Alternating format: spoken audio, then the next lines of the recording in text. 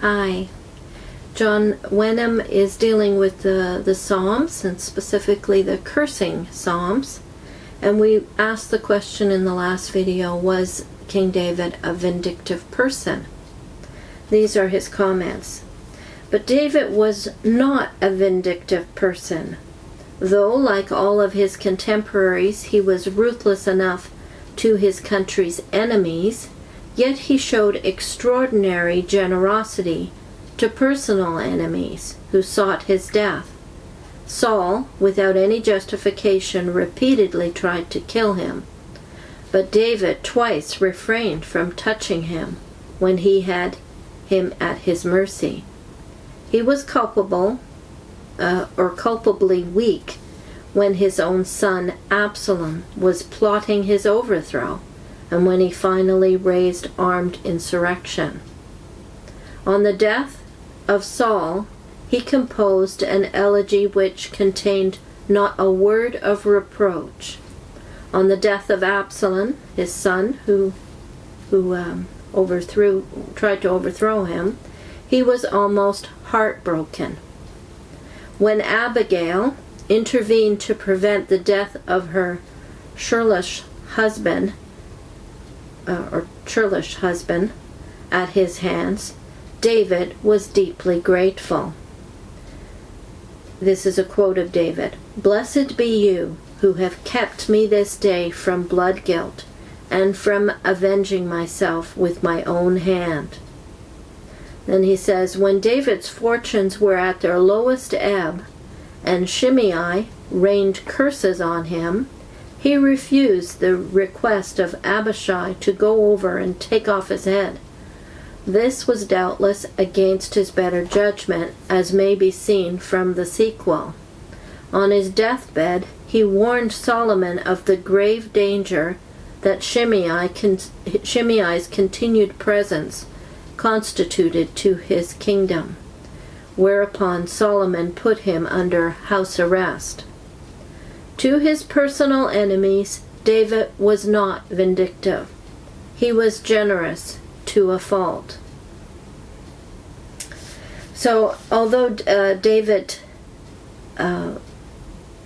was, I think what we have to remember is David was human and a sinner, and so he did lose his temper and show bad judgment at times. But really, I think one of the points here that Wenham continues to make is that the prayers that we're discussing, the ones that are cursing prayers or seeking the destruction of enemies, he says they are prayers. Prayers made solemnly and urgently to the sovereign ruler of the world. He is bringing the matter to God. So although we might find the descriptiveness of the judgments that he wants to fall on his enemies distasteful in our sensitivities or in our training, really what I find wonderful about it is that you can tell God how you really feel, even if it is not nice the way you're feeling, because we go through emotions like that. We go through emotions of anger and of hatred towards people sometimes. The fact that we can approach God and actually say those things, and we have examples in Scripture of others who felt that they could go to God with those kinds of emotions and feelings, that's the wonderful part of this, is that you can tell God how you really feel. I'm not saying that we can advocate hatred. It's never a good thing to feed that in ourselves. But it is wonderful that God doesn't hold us back from telling him how we really feel. Okay, another comment about David, where Wenham actually deals with a specific psalm, Psalm 139, and this one has some personal meaning to me, because when we left the witnesses, one of the Watchtower articles, right around the time that we had left, shortly after, used this psalm as a justification for Jehovah's Witnesses hating so-called apostates. So I thought maybe we could read the actual verses that the Watchtower quotes. It's Psalm 139.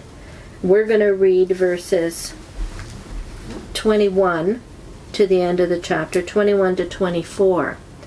The psalm itself is very descriptive of the characteristics of God, his being all-powerful, his being all-knowing, his being ever-present in the world.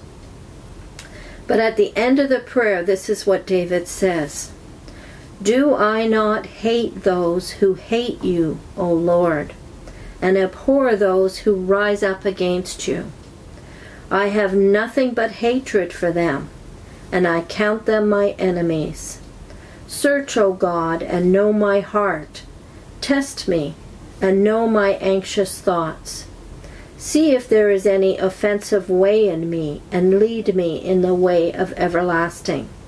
Of course, the Watchtower, I think they only quoted the first verse there about hating those who hate you. So this one always has generates a particular strong feeling in me, because I was so angry when the Watchtower used it this way. This is what Wenham says about the way in which David is using it.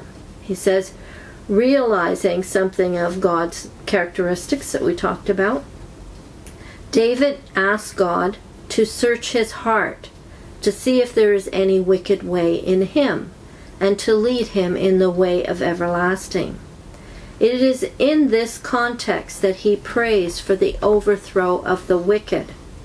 He desires a perfect hatred of all that is evil. "Do I not hate them that hate thee, O Lord? I hate them with perfect hatred. I count them my enemies." In these psalms there is severity indeed, but not personal vindictiveness. The supreme concern is for the glory of God.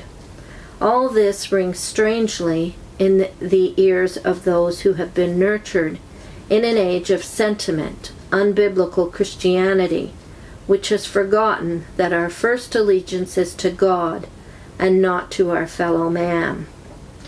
Now, I'll have to be honest and say, when I read this, it sounded a little like the Watchtower to me, in that it was justifying David's anger.